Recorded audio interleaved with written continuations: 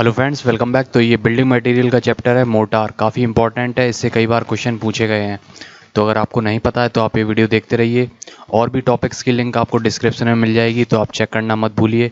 और साथ में आप टेलीग्राम चैनल भी ज्वाइन कर सकते हैं, उसकी भी लिंक आपको डिस्क्रिप्शन में मिल जाएगी। तो चलिए स्टार्ट करते हैं। तो हम सभी लोगों ने देखा होगा कि जो मोटार है वो कैसे बनता है। सभी के घर में कभी ना कभी बना होगा मोटार। तो मोटार बनता है cement plus sand plus water को मिला के मोर्टार बनता है। तो इसको हम लोग मसाला बोलते हैं, और ये चिनाई में काम आता है जब भी हम लोग मैसनरी वर्क करते हैं या फिर प्लास्टरिंग करते हैं, तो इसका यूज़ वहाँ पे होता है। Mortar is the term used to represent the paste formed by the addition of water in specified proportion in the mixture of binding material and fine aggregate। तो बाइंडिंग मटेरियल हो गया है सीमेंट, और fine aggregate हो गया है यहाँ पे सैंड। तो यहाँ पे जो बाइंडिंग मटेरियल है उसको मैट्रिक्स बोला जाता है, और जो फाइन एग्रीगेट है उसको एडल्ट्रेंट बोला जाता है, प्लस वाटर। और इन सबको मिला देंगे तो मोटार बन जाएगा। तो यहाँ पे जो हम लोगों ने सैंड यूज़ की है उसकी क्या क्या क्वालिटीज़ होना चाहिए, तो वो देखते हैं। Note: sand used for the preparation of motor must be free from organic matter and vegetative matter. तो जो भी हम लोगों ने सैंड यूज़ की है उसमें कोई ऑर्गेनिक मैटर या वेजिटेटिव मैटर नहीं होना चाहिए। केमिकली इनर्ट: केमिकली ये कोई रिएक्शन नहीं करना चाहिए बाइंडिंग मटेरियल के साथ या फिर कोई अन्य मटेरियल के साथ। वेल ग्रेडेड: और इसमें जो ग्रेडेशन है इसका अच्छा होना चाहिए, इसमें सभी साइज के पार्टिकल मौजूद होना चाहिए। Free from salts which are capable of absorbing the moisture from the atmosphere. तो सैंड में कोई भी सॉल्ट्स नहीं होना चाहिए। अगर इसमें सॉल्ट्स होंगे तो ये मॉइस्चर एब्जॉर्ब कर लेंगे एटमॉस्फेयर से। अगली हेडिंग की बात करते हैं। Sand in mortar is use to serve the following purposes. तो जो हम लोग सैंड यूज़ कर रहे हैं उसका मोटार में क्या क्या काम है, तो देखते हैं। पहला है strength.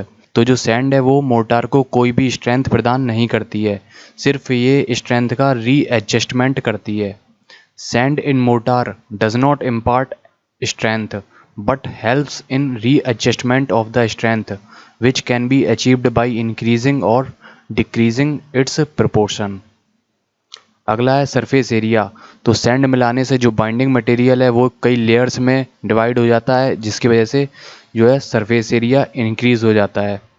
Use of sand in mortar divides the paste of binding materials into number of layers, thereby increasing the surface area over which it can be applied.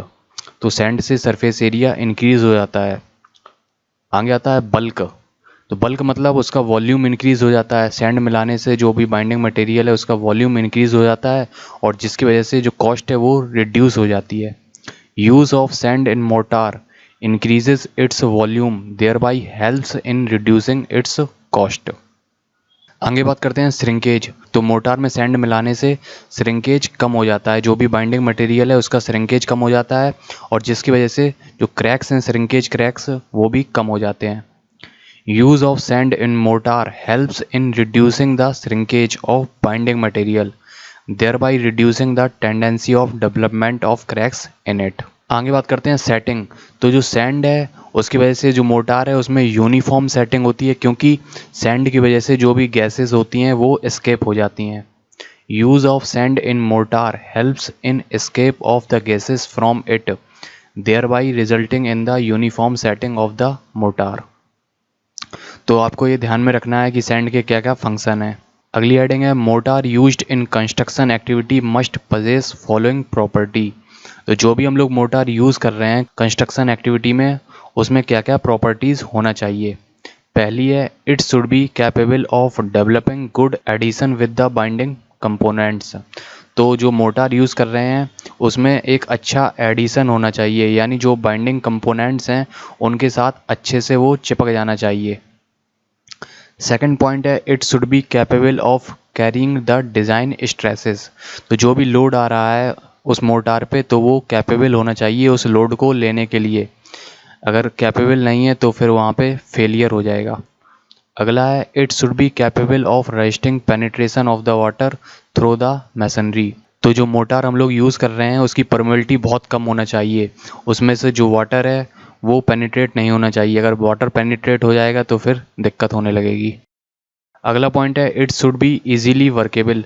तो इसकी वर्केबिलिटी अच्छी होना चाहिए। इट शुड बी ड्यूरेबल, तो इसकी life भी ज़्यादा होना चाहिए।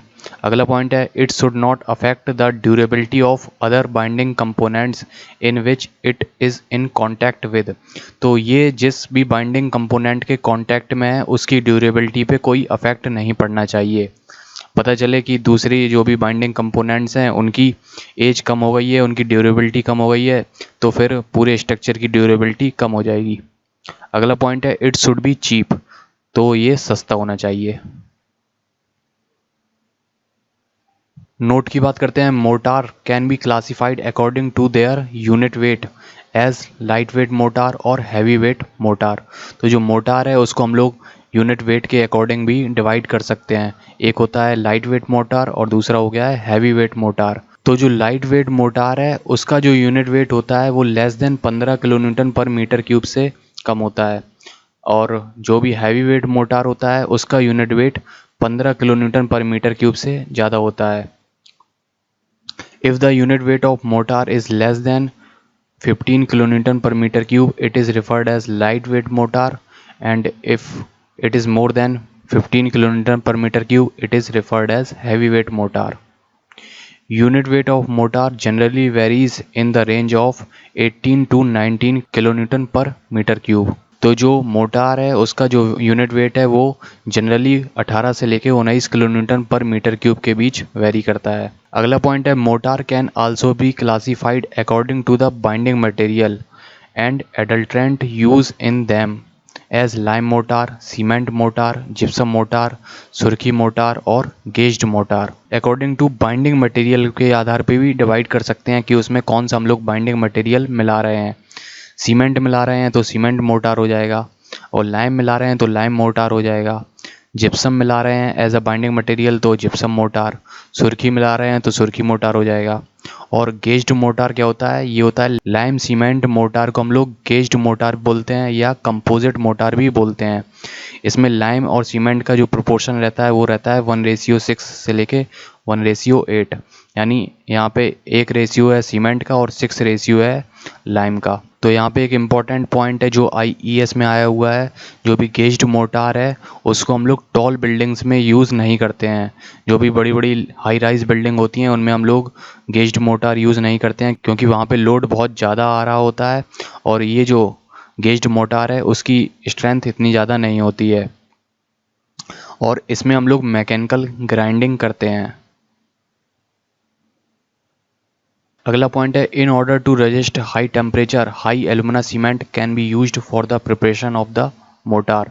तो जहाँ पे टेम्परेचर बहुत ज़्यादा है तो वहाँ पे हम लोग हाई एलुमिना सीमेंट यूज़ कर सकते हैं मोटार बनाने के लिए। तो जो हाई एलुमिना सीमेंट है ये हाई टेम्परेचर को रेजिस्ट कर सकता है आसानी से। तो ये पॉइंट इम्पॉर्टेंट है, यहाँ से UPPSC में क्वेश्चन आया हुआ है जो अभी असिस्टेंट इंजीनियर का पेपर हुआ था। Mortar can be classified according to the strength in masonry work as follows. तो यहाँ पे इसका क्रम पूछा था कि इसको घटते से बढ़ते क्रम में, डिक्रीजिंग ऑर्डर से लेके इंक्रीजिंग ऑर्डर में इसको बताना था स्ट्रेंथ के अकॉर्डिंग। तो यहाँ पे जो H1 मोटार है उसकी स्ट्रेंथ 10 न्यूटन पर mm² से ज़्यादा होती है, फिर H2, फिर M1, M2, M3, L1 और L2। तो सबसे कम होती है L2 की, फिर उसके बाद होती है L1 की, फिर M3, फिर M2, फिर M1, फिर H2 और फिर सबसे ज़्यादा होती है H1 की स्ट्रेंथ। तो इस क्रम में लगाना था, यही क्वेश्चन आया हुआ था। तो बहुत सारे लोगों का ये क्वेश्चन गलत हो गया था।